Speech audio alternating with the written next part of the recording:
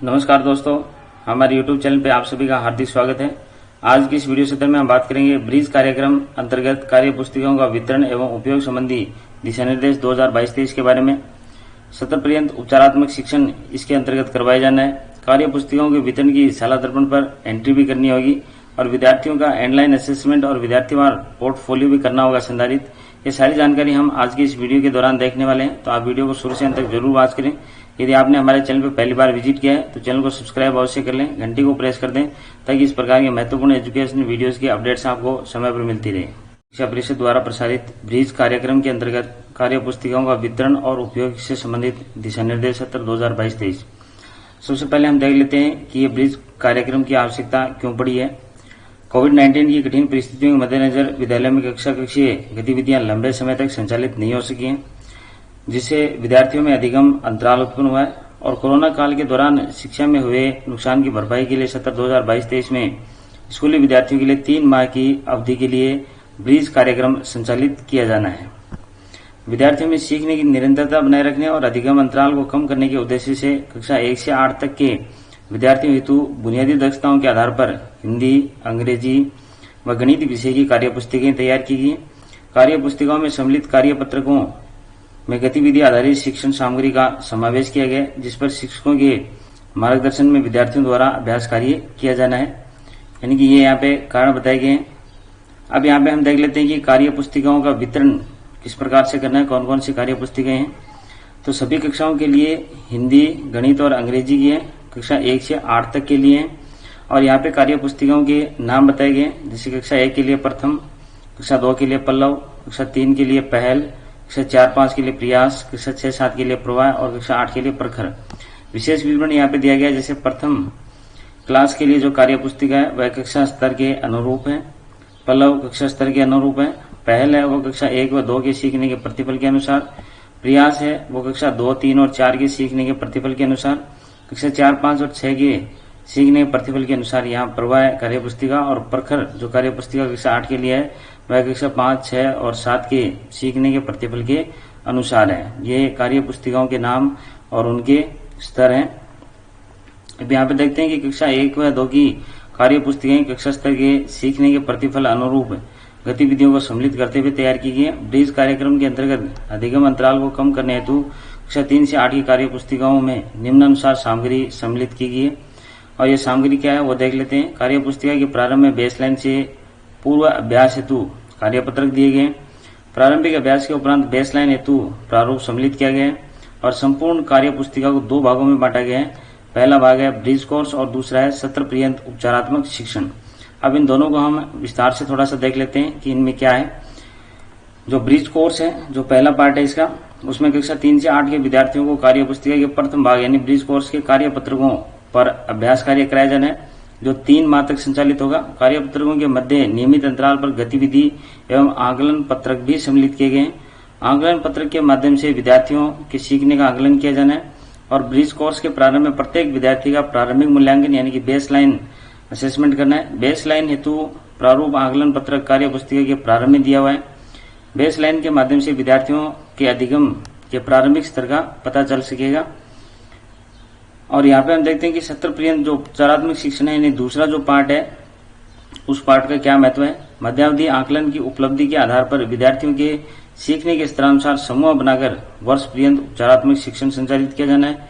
सत्र पर्यंत उपचारात्मक शिक्षण के दौरान कार्य पुस्तिका में दक्षता अनुसार कार्य पत्रक दिए हुए हैं, जिन पर सतत रूप से विद्यार्थियों से कार्य कराया जाना अपेक्षित है। कार्य पत्रक के मध्य में गतिविधि एवं आकलन पत्रक भी नियत अंतराल पर सम्मिलित किए गए हैं, जिनका विद्यार्थी के सीखने के आकलन हेतु उपयोग किया जाना है।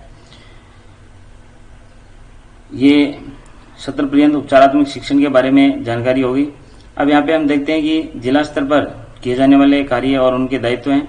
उसके बाद में आता है ब्लॉक स्तर पर किए जाने वाले कार्य और उनके दायित्व हैं। हम इन पे विस्तार से बात नहीं करेंगे।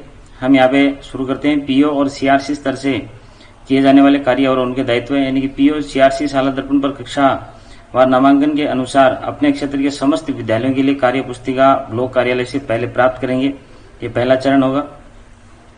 दूसरे चरण में शाला दर्पण के नामांकन और प्राप्त कार्य पुस्तिकाओं में 1 से 5% तक अंतर हो सकता है। ऐसी स्थिति में परिक्षेत्र के जो विद्यालय हैं उनसे समन्वय कर कार्य पुस्तिकाओं की उपलब्धता सुनिश्चित करनी है।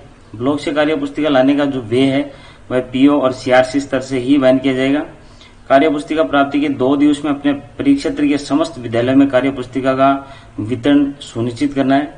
प्रत्येक विद्यार्थी तक कार्य पुस्तिका की पहुंच और उपयोग की सघन मॉनिटरिंग और समीक्षा करना है। पीओ और सीआरसी स्तर पर कार्य पुस्तिका वितरण का अभिलेख संधारण भी किया जाना है। इसके लिए प्रपत्र 3 और 4 इसके साथ में संलग्न किए गए। अब हम शाला का जो संस्था प्रधान है उस संस्था प्रधान की क्या कार्य और दायित्व है वो हम यहाँ पे देख लेते हैं। यानी कि विद्यार्थियों तक कार्य पुस्तिका के वितरण की नियमित रूप से मॉनिटरिंग करनी है। विद्यार्थियों को शिक्षकों के माध्यम से कार्य पुस्तिकाओं के उपयोग हेतु प्रेरित करना है। कक्ष में विद्यार्थियों के साथ कार्य पुस्तिकाओं पर कराए जा रहे अभ्यास कार्य की नियमित मॉनिटरिंग करना और आवश्यक फीडबैक प्रदान करना है। और साथ ही अभिभावकों के साथ में नियमित संवाद भी स्थापित करते हुए विद्यार्थियों के अभ्यास हेतु प्रेरित करना है। ये संस्था प्रधान के दायित्व हो गए। यहाँ पे हम देखते हैं कि शिक्षक के दायित्व क्या है।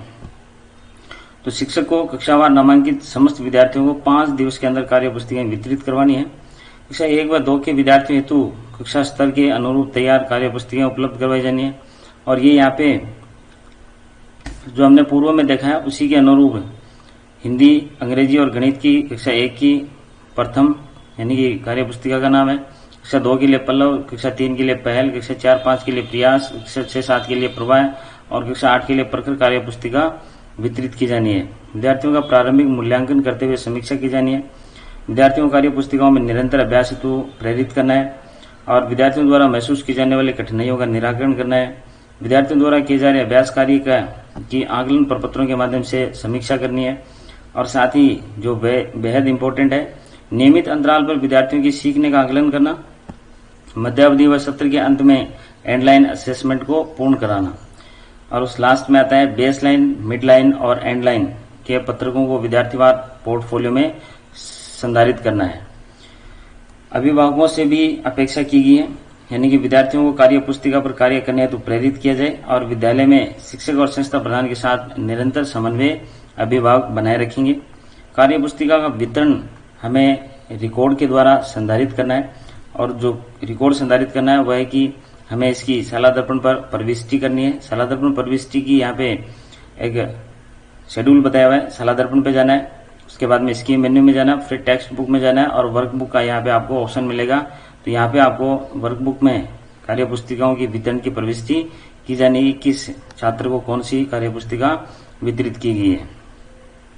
अंत में हम देखते हैं कि कार्य पुस्तिकाओं में विद्यार्थियों द्वारा कार्य पूर्ण किए जाने के उपरांत कक्षाध्यापक और विषयाध्यापक द्वारा कार्य पुस्तिकाओं को विद्यालय स्तर पर भी संधारित किया जाना है। कक्षा 1 से 8 की कार्य पुस्तिकाओं को यानी कि rajsamsa.nic.in पर का जो पोर्टल है उस पर भी अपलोड इनको किया गया है। तो विद्यालयों को कार्य पुस्तिका जब तक प्राप्त नहीं होती है तो ये पोर्टल से डाउनलोड कर जो कार्य पत्र है उनको डाउनलोड कर विद्यार्थियों के अभ्यास हेतु उनका उपयोग किया जा सकता है। सामग्री वितरण के दौरान समस्त कार्यों को करते हुए कोविड-19 के अंतर्गत जारी दिशा निर्देशों की पालना यहाँ पे अनिवार्यता करनी है। इस प्रकार से कार्य पुस्तिकाओं के संबंध में जो भी विभाग द्वारा जानकारी उपलब्ध करवाई गई है वो जानकारी मेरे द्वारा आज के इस वीडियो सत्र में शेयर की गई है। मुझे उम्मीद है कि ये वीडियो आपको जरूर अच्छी लगी होगी। वीडियो अच्छी लगी है तो वीडियो को लाइक और शेयर जरूर करें। वीडियो को अंत तक देखने के लिए आप सभी का धन्यवाद।